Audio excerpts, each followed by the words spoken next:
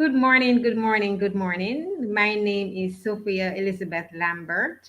Welcome back to my channel. I'm a published author of two books titled Hope Deferred and Rise Up Mentoring Boys to Become Men of Integrity. Today we start our second season in Mentoring Boys to Become Men of Integrity. And I have a guest, a very special guest with me today. His name is Mr. or should I call him Reverend Courtney Richards. He was my lecturer when I attended JTS, which is Jamaica Theological Seminary. He's also the person who I heard maybe first and only time of the concept of father wounds. And today he joins me to discuss such topic, father wounds. Welcome, Mr. Richards. How are you doing? Thank you, Sophia. Good to be with you. I'm a little bit tired. I've been working hard on my African mission outreach coming up, so it's a lot of work administratively. And but otherwise, Okay. I'm here in Miami. So I hope to get everything Mm-hmm. done to leave in a few weeks. Is it Good to be cool with or you. just nice? Sorry, I didn't hear what you said. Okay, so is it cool there or is it cold? I would Is say it cool. cool or cold Cool, there? cool nights, and pleasant days at this time of the year. Yes, comfortable, pleasant for me. I'm enjoying it, but other people might say it's too cold, depending on what they like, or it's too hot, depending on what. But I love it. It's really my kind of weather. Today's nice and sunny. A few Oh, clouds, nice and sunny. okay, good. So can you tell us a little bit about your missions to Africa? Well, we do a number of things in Africa. We are working with pastors and leaders in training them to mentor and disciple Mhm. people in their churches and outside their churches. We are introducing sports ministry this year to what we're doing, especially to reach boys and young men. We so Mhm. that's mostly in East Africa. We do this a lot of training in South Africa, where we are as well. We do a lot of youth outreach with youth retreat camp, school ministry, after school care, children and youth, ex gang leaders, that kind of stuff. Some of the places are somewhat dangerous in actual fact. We have been to places where somebody Okay. was just murdered a few days right in daylight. We're told, um, Oh, and so we are aware of it. But I've been to such places in Kingston, Jamaica as well. So mhm. it's par for the course. Yes. Par for the course. And when I did my internship in Chicago, that was a bad area as well. So you just go with the love of God and you try to reach people, try to help to shape their lives. We're also involved in domestic violence and racial reconciliation in South Africa, both domestic violence in terms of the victims and also helping the men who are the larger perpetrators. But there are women who are perpetrators of domestic violence that we don't talk about and we need to talk about Yes. as well. Mhm. And so I'm consulting with an organization, with a ministry started by some young men that I work with, in one sense, helping the Mhm. men to deal with their issues, Yes. what you just refer to as the father wound. It's an interesting thing that we can have a ministry that targets the men, helping men heal their wounds. They have a fascinating name for it. I think last I was trying to remember it a few days ago. Um, Helping men to get in touch with their emotions and why they're angry and those kind of things. That's part of the father wound. And Yes. we're also dealing with racial reconciliation with some of the white pastors and so on in mostly in Durban area, but it also in Cape Town area. Some of them are Mhm. in denial and say, well, just like what they say in America, we're beyond this, but that's trying to put your agenda on the agenda of the person who's been victimized. I think we have to listen to one another, Yes. So that's in a nutshell what we're doing in Africa. Some cultural things in Kenya and Uganda that will spread Mhm. to other countries, dealing with especially how the ancient parts of male-female relationships, Okay. and also things like um, ancestral worship, praying to God through your dead ancestors, and those kind of things. It's a Okay. fascinating life. It's a fascinating ministry, but It does sound fascinating. yeah. I you have touched briefly on father wounds, but what exactly is father wound? Well, the father wound, the term summarizes the wounds that are inflicted on children, the victims, of not having a father in their lives, either by the fact that the father is dead, or the father is distant, or the father is not sufficiently he is physically distant or emotionally distant, neglect, Mhm, or something along those lines. Or mhm, they may not even know their father. So that may be another factor. But the fact is that, that creates a certain level of angst, anxiety, worries, fear, identity issues, personal issues, how one relate to a girl relates to a father, relates to a man, how a woman relates to her husband, which is not the same thing as the father wound, but that would be the wound of a wife, not having the man treat her properly, but you ask about the father wound. How a boy, uh, mhm, a young man and a man must receive, how does he receive the love of a father? How mhm, does he process that? What does a father do for him? What gifts does he pass on to his son or his daughter? These are all wounds: anger, rage, mhm, not knowing oneself, not sure about who we are, disconnectedness from self and others, a drivenness. You mhm, know, we see a lot of young men here in America and in the Caribbean, just driven. They just want to do, just act, work. They work themselves to death. But psychologically, a lot of that can be explained with not knowing their father, not having their father involved in their life. As a matter of fact, let me just say this, Sophia. Not knowing your father is one thing, or having your father die is another matter. But to have your father in the house with you and to be disconnected from you is the worst wound of all. This is what my clients and this is what people I've interviewed and talked to in several countries have told me. That I remember powerfully one young man in South Africa saying it would be better that if his father were dead mhm, than, than to have him in the house and not show him any love, affection, care, and everything goes through the mother. He has to go through the mother and to reach mhm. the father. They said it would have been better if my father was dead. That's a powerful, powerful statement. It is. It is. And it's unfortunate because the presence of the man is so necessary in a boy's life. It's not just for him to be present, but for his Yeah. presence to be felt is needed for him to even develop an identity, Yes, I a mentioned that. healthy identity. Yeah. Identity issues are crucial. Yeah, that's probably the biggest of all, isn't it? It Um, is. I have developed a phrase that I use. It's in the Mhm. company of other men you learn to be a man. I like that. Yeah, in the company of other men you learn to be a man. You can't, and it's similarly a woman in the company Mhm, of other women, a girl learns to be a woman. mhm, Because if she is female, then she has mhm. to learn from other females who are ahead of her in life Yeah. journey to show her what does it mean to be female as distinct from being male. Now we have a lot Mhm, of gender issues going on these days. Gender confusion, gender diffusion, gender substitution, gender change, etc. I'm not getting into that in today's interview, uh, mhm. except to say that if you um, claim or accept that you're male or female, you need somebody to show you, to Yeah. reveal that to you, and to affirm that in you. Mhm, It is in the mhm. company of other men we learn to be a man. Unfortunately, that all of that has changed now because we used to have rituals, and some cultures still do. In Africa, they still have rites of passages and so on. But I've discovered being in Africa that the rites of passages are removed from what I thought in my initial research.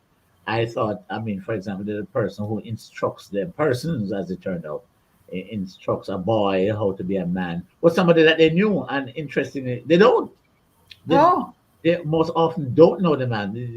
They only met him when they're sent to the tribal bush, the place where their tribes, every Gather.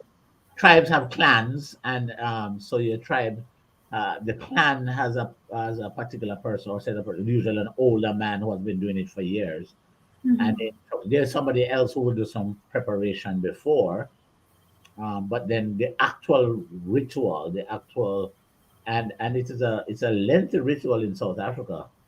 It takes about 6 months to go through all of that experience, Oh, a cultural experience, of which part is circumcision.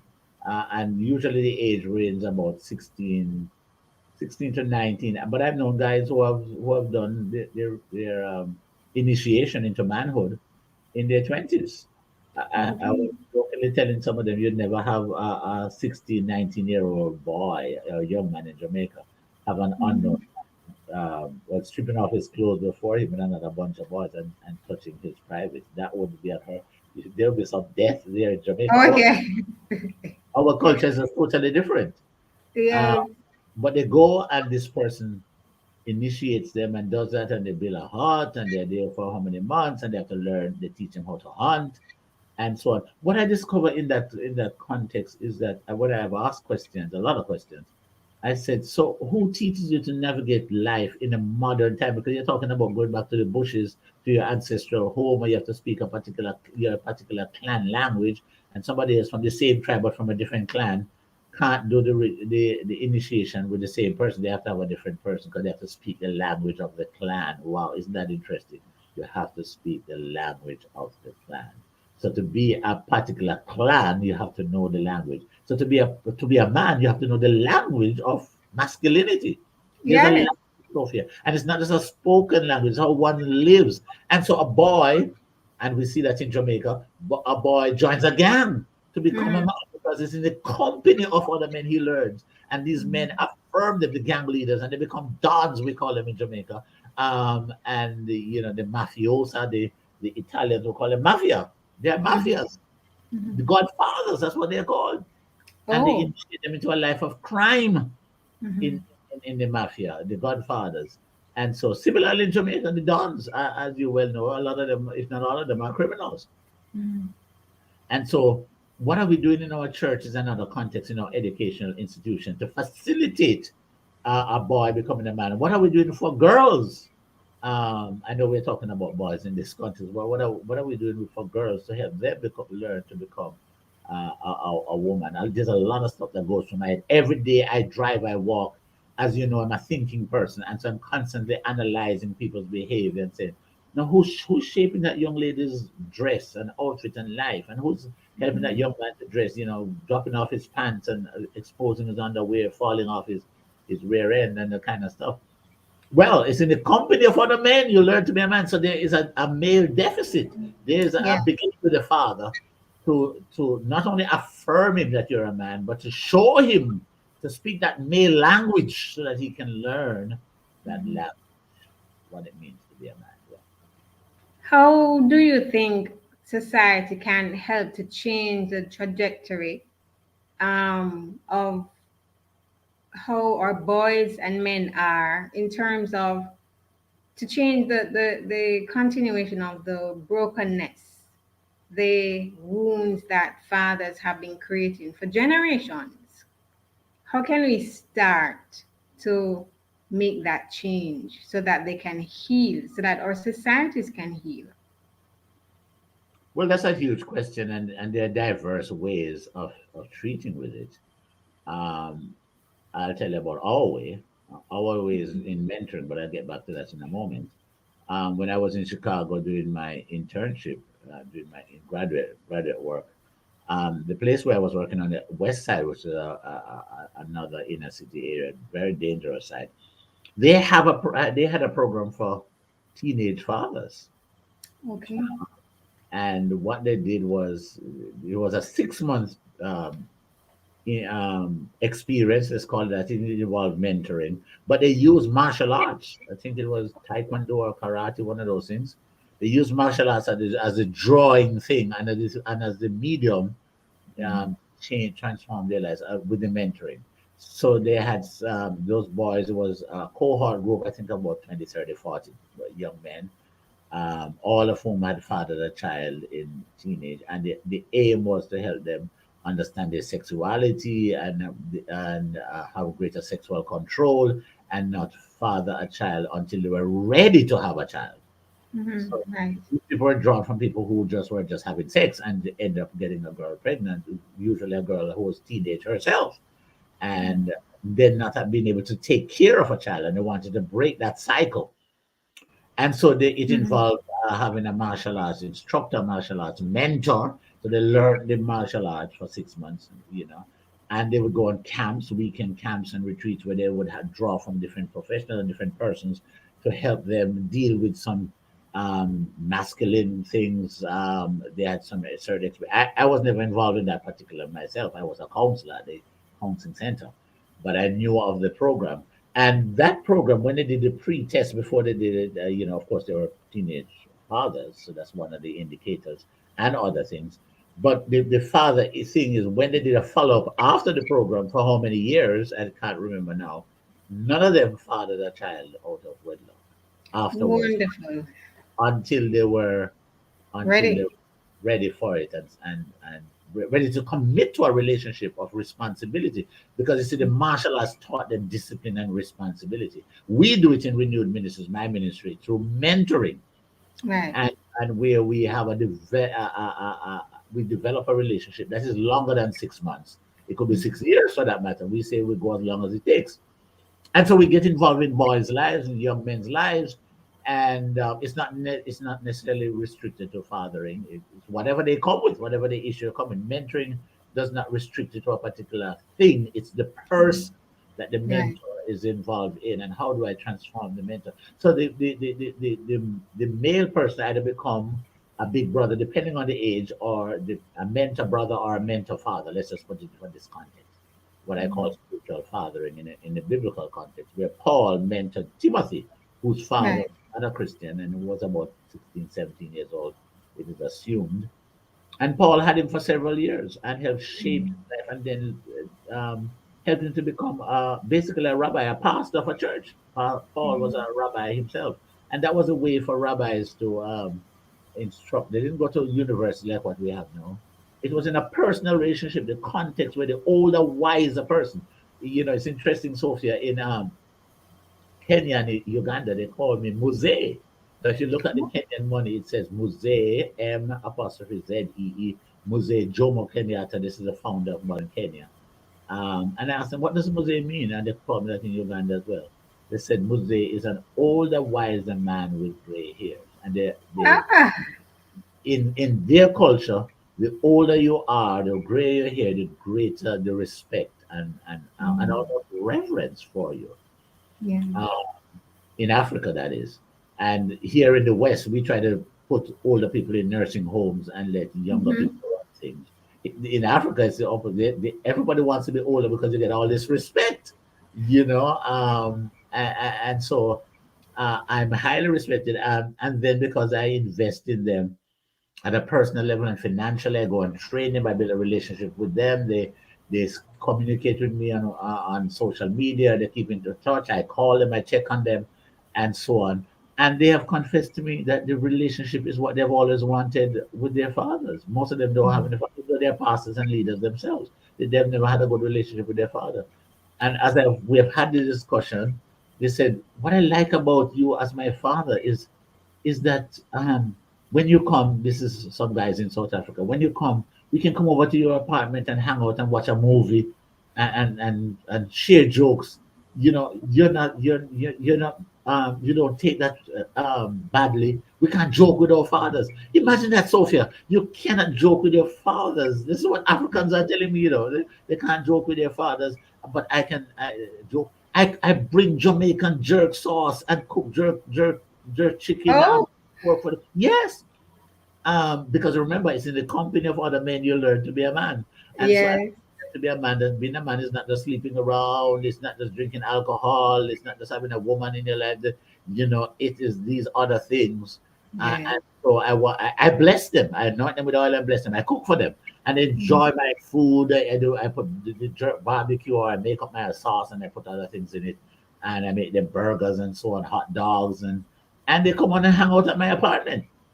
And they mentioned that they said, "You cook for us, we can hang out. You take us out to eat at Nando's or wherever it is in South Africa, or um, what's the one in Kenya called? I'm forgetting the name now. I take them out to restaurants, different restaurants. Cafe Java in Uganda, Java something another in similar but not the same place in Kenya. So I take them out to eat. We're going to go on a retreat coming up here this year. I've taken them across borders into other countries. I've taken South Africa to Kenya and Uganda and so on. We have sports ministry for them. We have some of my guys do sports ministry. We're training them in that stuff. All of these things. Listen to what they say. They said, "You love us, and Mm. you give us hugs." We never get Yeah. that from our father. Our fathers never tell us that they love us, and we wish they Mm. were.